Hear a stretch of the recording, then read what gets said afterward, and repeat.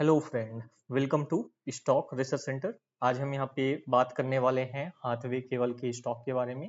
Hathaway cable अभी यहाँ पे करंटली ट्रेड हो रहा है 22.4 रुपीज़ के आसपास। आज यहाँ पे 1.5% का यहाँ पे डाउन साइड देखने को मिला है इस स्टॉक में। मार्केट कैप अगर आप इसका देखोगे तो यहाँ पे 3,965 करोड़ के आसपास का ये मार्केट कैप होल्ड करता है। करंट प्राइस जो है वो यहाँ पे देख सकते हो 22.4 के आसपास है। स्टॉक का हाई जो बना था यहाँ पे 28 का बना था और लो जो है यहाँ पे 13 रुपीज का था।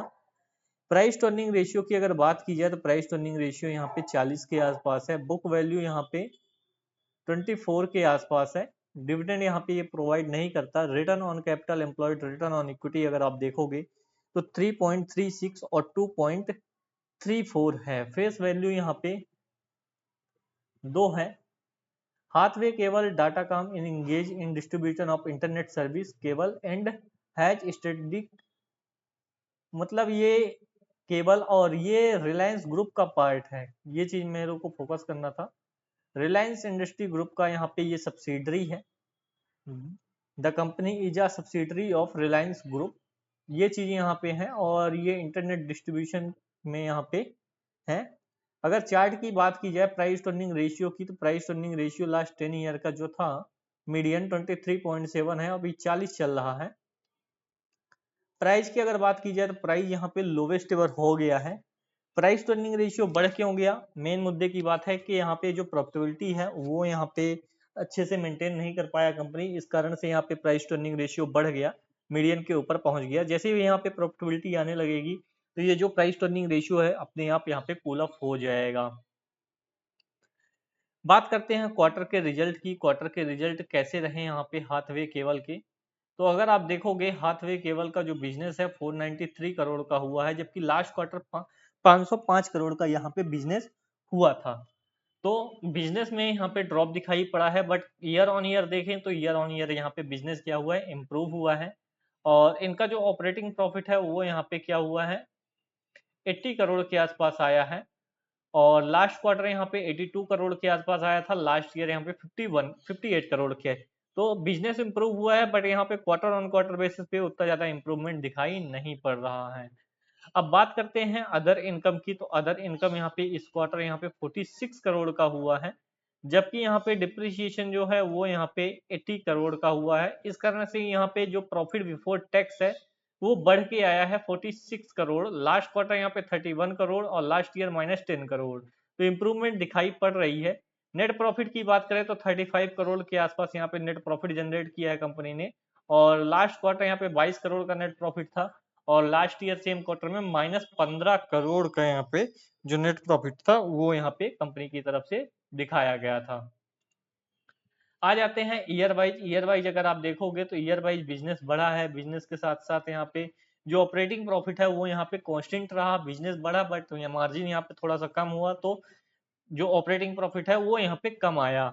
अदर इनकम अच्छी खासी आई, 174 करोड़ यहाँ पे। लास्ट ईयर यहाँ पे 126 करोड़ के आसपास आई थी। और प्रॉफिट बिफोर टैक्स की अगर हम बात करें तो यहाँ पे 142 करोड़ आया है और लास्ट ईयर 90 करोड़ आया था। और नेट प्रॉफिट भी अगर आप देखोगे तो 99 करोड़ इस ईयर यहाँ पे नेट प्रॉफिट कंपनी ने पोस्ट किया है। लास्ट ईयर यहाँ पे 65 करोड़ था।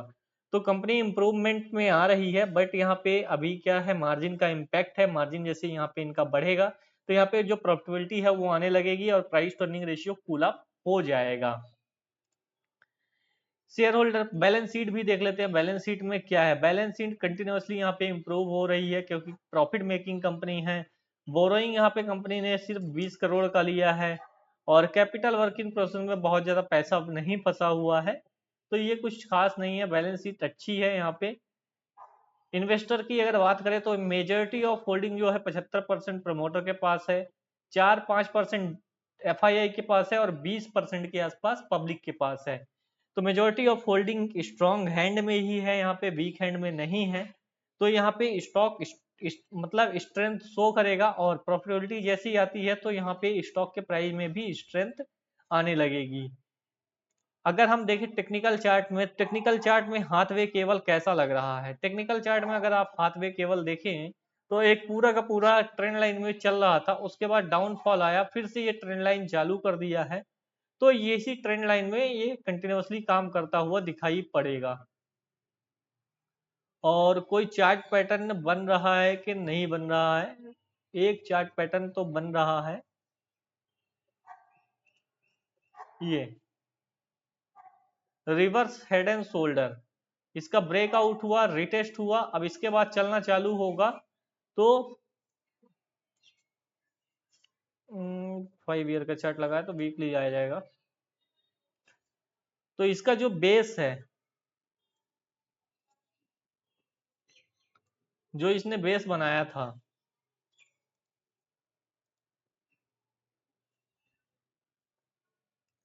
करीबन 8 रुपए का, तो 22 रुपए से 8 रुपए मूवमेंट होगा करीबन। यहाँ पे टेक्निकल टारगेट इसका 30 रुपए के आसपास आता है। तो टेक्निकल टारगेट तक जाने का प्रयास जरूर किया था, बट अभी टेक्निकल टारगेट अचीव नहीं हुआ है।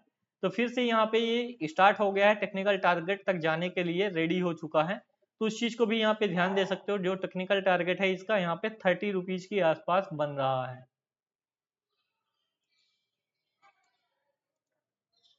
कितना टेक्निकल टारगेट कितना है? 30 रुपीज के आसपास, 30 पॉइंट समथिंग। तो ये यहाँ पे इसका टेक्निकल टारगेट हुआ।